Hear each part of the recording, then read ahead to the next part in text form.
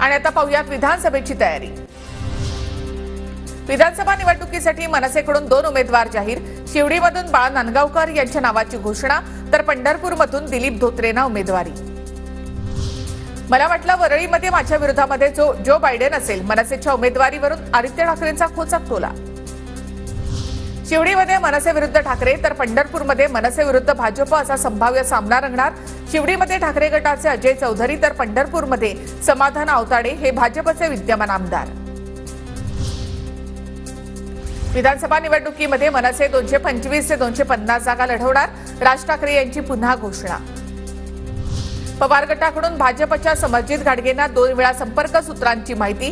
गाडगेंच्या मनधरणीची जबाबदारी पश्चिम महाराष्ट्रामधल्या मोठ्या नेत्यावर सोपवल्याची माहिती। मुश्रीफांच्या विरोधामध्ये उमेदवार देण्यासाठी हालचाली सुरू। हरिभाऊ बागडेंच्या जागेवरून भाजप शिंदे गटामध्ये वादावादी। बागडेंची जागा मागणं म्हणजे वेडेपणा। शिंदे गटाने आमच्या जागा मागण्याऐवजी आहे त्या जागांवर ताकद लावावी। भाजप नेते रामू काका शेळके यांची टीका।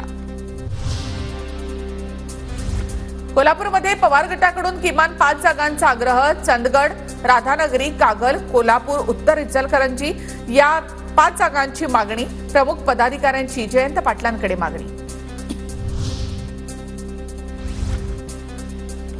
तर ठाकरे गटाचे देखील संभाव्य उमेदवार ठरले। ठाकरे गटाच्या संजय बाबा घाटगे यांचा मुश्रीफांना पाठिंबा आणि त्यामुळे मुश्रीफांचा देखील कॉन्फिडन्स वाढला।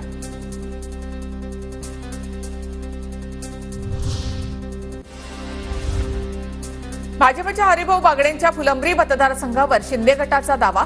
बागडे राजस्थानचे राज्यपाल बनताच ही जागा शिंदे गटाला देण्याची जिल्हाध्यक्ष रमेश पवार यांची मागणी।